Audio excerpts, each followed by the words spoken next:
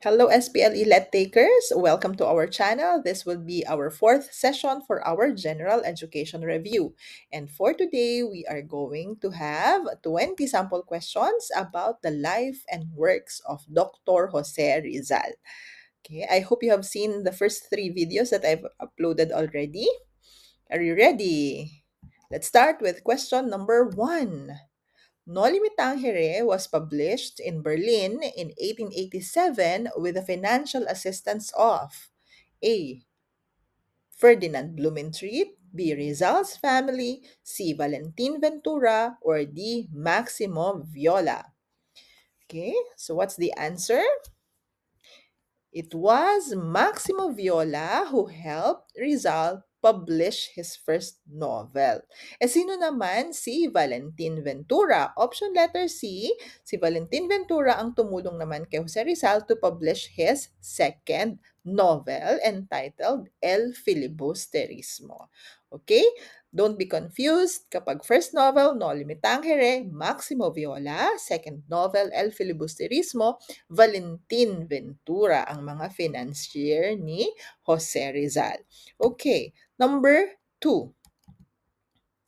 Which poem written by Jose Rizal won first prize while he was a student at the University of Santo Tomas?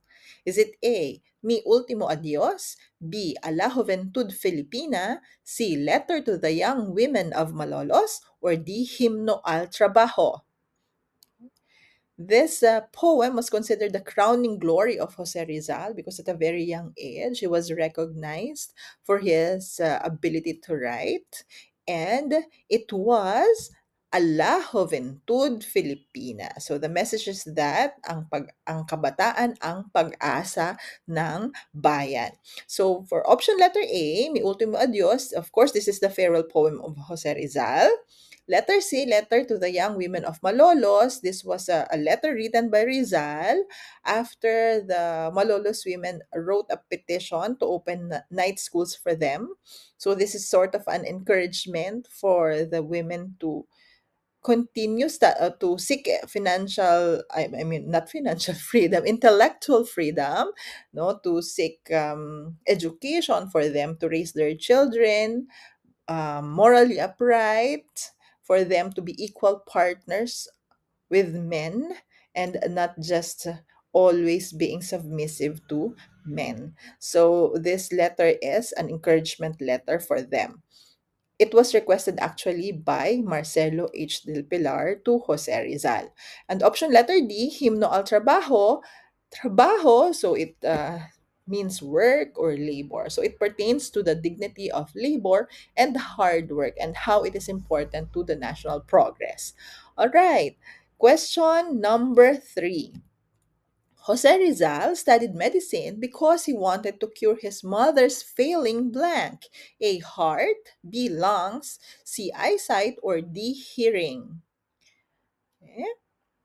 Jose Rizal was inspired to take up medicine because of his mother's failing eyesight. So anong pangalan ng nanay ni Dr. Jose Rizal? Teodora Alonso. So it was probably cataract, kaya humihina, lumalabo ang mata ni Teodora Alonso. So ito yung isa sa mga naging dahilan ni Jose Rizal para kumuha ng medicine. Primary reason actually. Number 4. What socio-political essay did Jose Rizal write in response to the accusation that Filipinos were lazy?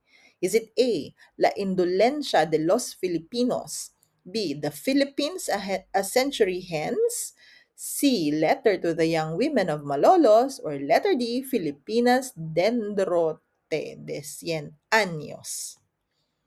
What socio-political essay did Jose Rizal write in response to the accusation that Filipinos were lazy?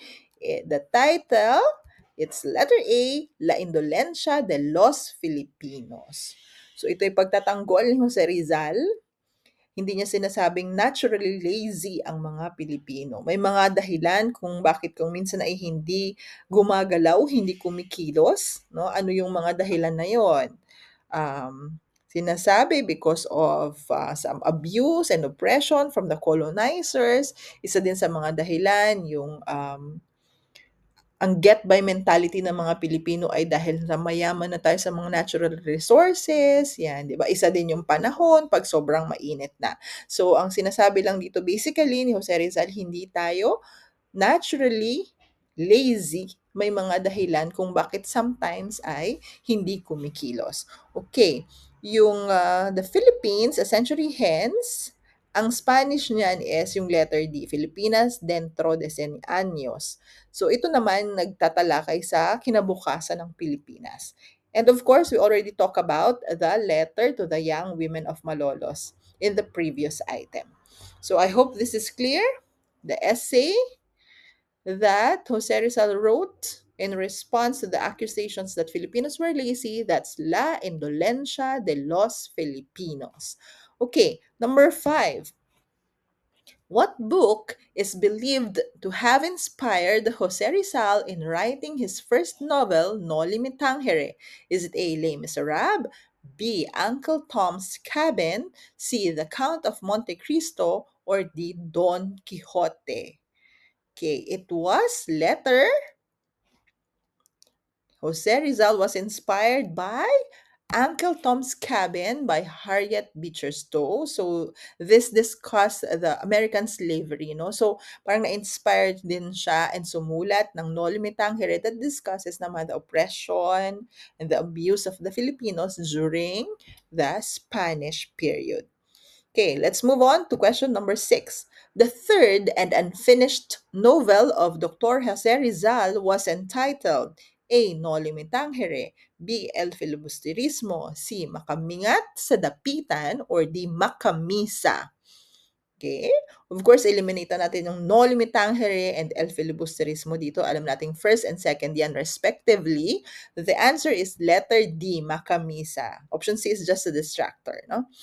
Makamisa, this is the third, I'm sorry, this is the third and unfinished novel of Dr. Jose Rizal, Makamisa. Number 7. Which law mandates that courses on the life, works, and writings of Jose Rizal, particularly Noli Me Tangere and El Filibusterismo, be included in the curricula of all schools, colleges, and universities, public or private? Is it A, RA 7722, B, RA 9155, C, RA 1425, or D, 10533? Okay, the answer is it's RA 1425, Republic Act number 1425. This is also known as the Rizal Law. So, itong law na to ay it was signed under the presidency of Ramon Magsaysay. Ramon Magsaysay signed this law. The other options, I mean, letter A, RA 7722, ano po ito? RA 7722, that's the CHED law. It's the law that created the CHED. Yung RA 9155 naman, this is also called the DepEd law or the Governance of Basic Education Act. And yung RA 10533, of course, this is the K to 12 law or the Enhanced Basic Education Act. So, meron tayong apat na pinaka-importanteng mga laws na discuss dito sa number 7, no? Una, Rizal Law, 1425. CHED Law, 7722. DepEd Law, 9155. And K to 12, 10533. Tandaan po lahat ito. Lahat po yan ay importante. Rizal Law, 1425 under Ramon Magsaysay. Okay, number 8. When Jose Rizal advocated peaceful reform rather than armed struggle against Spain, he became a model of blank. A. Rebellion. B. Armed struggle. C. Non-violence, or D. Subservience. When Jose Rizal advocated peaceful reform rather than armed struggle against Spain, he became a model of non-violence. Okay? Hindi nyo na pwedeng isagot yung armed struggle dyan. Andun na sa question of rather than armed struggle. So, hindi na. Di ba, hindi naman niya ina-advocate yung violence. Hindi niya ina-advocate ang rebellion or subservience is just possibly being submissive, no? sa blind obedience, yung subservience. So hindi yan lahat ina-advocate ni Jose Rizal. Non-violence.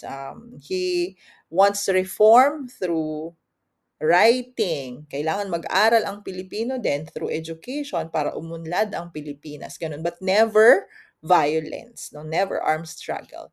Para kay Rizal, anong pinapaniwalaan niya? The pen is mightier than the sword.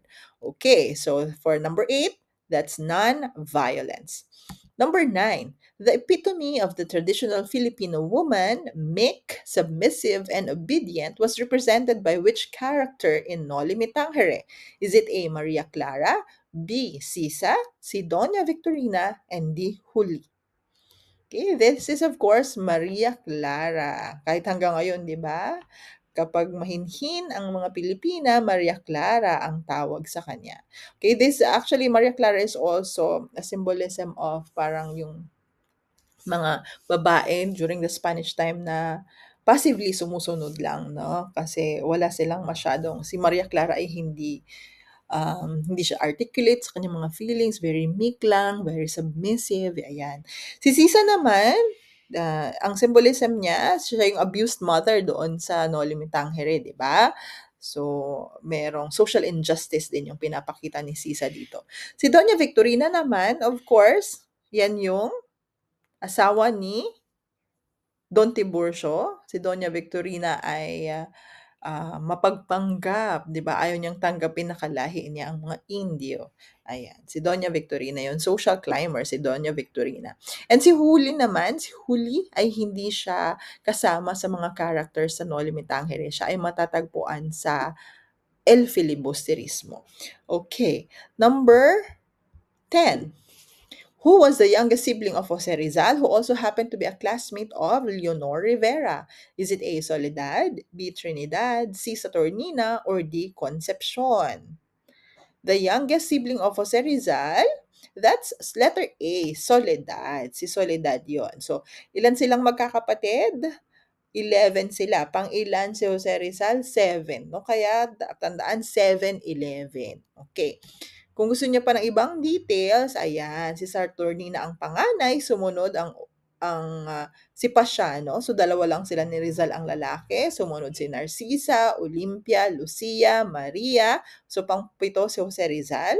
Pang-walo si Concepcion. Si Concepcion ang sinasabing unang heartbreak ni Rizal. No? Parang nadurog ang puso niya dahil sa pagkamatay ng kanyang kapatid. Maagang pagkamatay ni Concepcion. And then number 9, si Josefa. Number 10, si Trinidad. And last, Soledad, the youngest. Okay. Number 11. Jose Rizal was a polyglot. How many languages could he speak fluently? Is it A, 8, B, 10, C, 15, or D, 22? Jose Rizal, he was able to speak 22 different languages. That's why he was called a polyglot. Okay, ang dalawang terms na laging lumalabas sa LET questions, polyglot and polymath. Okay, so polyglot, if a person can speak multiple languages, no, like Jose Rizal. Jose Rizal is a polyglot, at the same time, he's also a polymath. Yung polymath naman, magaling siya in different fields. Like Jose Rizal, magaling siyang sumulat, magaling siya sa medicine, sa science, di ba? O, meron, naglililok din siya sa arts, 'di ba?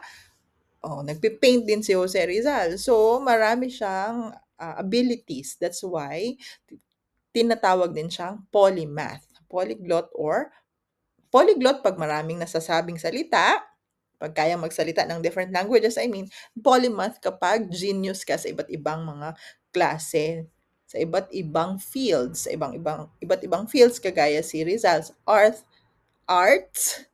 math, arts and sciences. Bakit nabubulol-bulol si ma'am? Okay, I'm sorry for that. Number 12. Jose Rizal's second novel, El Filibusterismo, was largely inspired by the martyrdom of, is it A. Marcelo H. del Pilar, B. Antonio Luna, C. Gomburza, or D. Ferdinand Blumentritt? The answer is letter C. It was the martyrdom of the three priests, Mariano Gomez, Jose Burgos, and Jacinto Zamora. So parang na-ignite yung kanyang patriotism, yung kanyang nationalism because of the accusation na kasali sa Cavite Mutiny ang Gumburza. So it was the reason why, one of the reasons why Rizal wrote the El Filibusterismo. Okay, number 13. When was Jose Rizal exiled to the Pitan? Is it A, 1887, B, 1891, C, 1892, or D, 1896? The answer, Rizal was exiled in the Pitan in 1892, specifically July 14, 1892. Yung 1887, option letter A, ito yung year kung kailan niya sinulat yung Noli Me Tangere. Yung 1891 naman, dito niya sinulat yung El Filibusterismo, and yung 1896, syempre yan na yung kanyang execution. Okay, number 14. Who was the Spanish Governor General who ordered the execution of Dr. Jose Rizal? A. Ramon Blanco, B. Eulogio Despojol, C. Camilo de Polavieja, or D. Rafael Izquierdo? Sorry. The Spanish Governor General who ordered the execution of Dr. Jose Rizal was Camilo de Polavieja. So, he was the one who ordered the execution. Polavieja, ang tinuturo sa amin dito dati is, yung pula is i-relate sa blood kasi execution yon para hindi malito, no? Camilo de Polavieja. Si Eulogio Despojol naman, siya yung nag-order na i-exile si Rizal sa Dapitan. So, D. Despojol, D. Dapitan. Ramon Blanco, predecessor ito ni Polavieja, and si Rafael Izquierdo, siya naman yung nag-utos na i-execute yung tatlong paring martir, the Gumburza. Okay, again, si Eulogio Despojol, nag-order na ipatapon si Rizal sa Dapitan. Camilo de Polavieja, execution na ito. Si Rafael Izquierdo naman, siya ang nag-utos sa execution ng tatlong paring martir. Number 15. Which of the following was the newspaper of the propaganda movement? Is it A. La Solidaridad, B. Fray Locracia, C. Cartilla, or D. La Independencia? Okay, the newspaper of the propaganda movement, it's none other than La Solidaridad. Yung Fray Locracia, ito naman yung term na ginamit ni Del Pilar para i-refer yung kasamaan ng mga praile, yung kanilang, kumbaga, yung masasamang ugali ng mga, yung it's a sarcastic term to refer to the behavior of the Spanish friars during the colonial period. Fray Locracia. Yung Cartilla naman, this is for the Katipunan, and yung La Independencia, this is the revolutionary newspaper in the Philippines na ito. It was founded by Antonio Luna. Okay. Next. 16. Who among these girls was Jose Rizal's first love when he was 16 years old? A. Leonor Rivera, B. Segunda Katigbak, C. Josephine Bracken, or D. Consuelo Ortiga y Rey? First love, Segunda Katigbak. Okay. Segunda means second, di ba? Pero in this case, siya yung unang pag-ibig ni Jose Rizal. Unang pag-ibig. Si Leonor Rivera, siya naman yung true love daw. Siya yung sinasabing Timis ni Jose Rizal. Si Josephine Brocken, siya yung sa dapitan na, nung nasa dapitan na si Jose Rizal. And Consuelo Ortiga Iri, nung nasa Europa si Jose Rizal. Okay, number 17. What term was used to refer to the Europe-educated Filipinos who belonged to affluent middle-class families during the Spanish regime? A. Ilustrados, B. Propagandistas, C. Obreros, or D. Insulares? Okay, the enlightened ones, sila yung nakapag-aral sa Europa, from middle class to upper class families, nakaka-afford na isend ang kanilang mga anak sa Europa para mag-aral. They are called the Ilustrados. Yung propagandista, sila naman yung sumusulat, di ba? Sila kagaya ng Triumvirate, Rizal, Del Pilar, uh, Graciano Lopez Haina. They are writing for social reform, no, they are under the propaganda movement. Obreros, these are workers. Insulares naman, they are Spaniards born in the Philippines. Spaniards born in the Philippines. Number 18. This was Jose Rizal's essay written in Spain in 1882, which talks about patriotism and love of country. A. Sucesos de las Islas Filipinas. B. El Amor Patrio. C. La Indolencia de los Filipinos. Or D. Las Flores de Heidelberg. Okay, ayan na. Ang clue nyo dyan. Love of country. Okay, it's El Amor Patrio. Yun, that's actually, the translation is love of country. Yung Sucesos de las Islas Filipinas, this was written by Antonio de Morga. Ito yung inannotate ni Jose Rizal. La Indolencia de los Filipinos, ito yung discuss natin kanina. Filipinos are not naturally lazy. Ang Las Flores de Heidelberg naman, this is a collection of poem written by Rizal when he was in Germany. Okay, number 19. No limitangere is to social cancer as to el filibusterismo is to A. Greed of Friars. B. Touch Me Not. C. Reign of Greed. Or D. Uncle Tom's Cabin. So the answer is letter C, reign of greed. Hindi lang naman kasi siya greed of friars, overall greed nung panahon ng mga Kastila, ng korupsyon ng mga namumuno sa gobyerno, korupsyon din ng mga praile. So, specific best answer there is reign of greed. Touch Me Not, of course, this is the translation of Noli Me Tangere. Uncle Tom's Cabin, this was the inspiration of Jose Rizal when he wrote about the Spanish oppression. Okay, 20.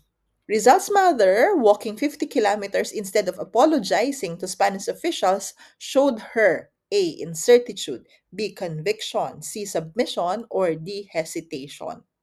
Naglakad na lang siya nung siya ay pinaratangan, no? Hindi siya nag-apologize. So ano ang pinakita ni Teodora Alonso? It is letter B, conviction, no? Conviction. So sigurado siya na hindi siya gumawa ng masama. So pinanindigan niya yung kanyang pananaw, no? Yung kanyang prinsipyo at hindi siya sumuko, hindi siya, nag-submit sa mga request na umamin lang, ganyan, or mag-apologize, 'no? Buong-buo ang kanyang loob na tumayo at panindigan ang kanyang prinsipyo. Kaya ang tamang sagot dito ay letter B, conviction. Yung incertitude kasi hindi siya sigurado, yung submission, oo na lang siya, 'di ba? Yung hesitation naman nagdadalawang isip siya, hindi naman yun, 'no? Maglakad siya ng 50 kilometers dahil sure siya sa kanyang prinsipyo, no?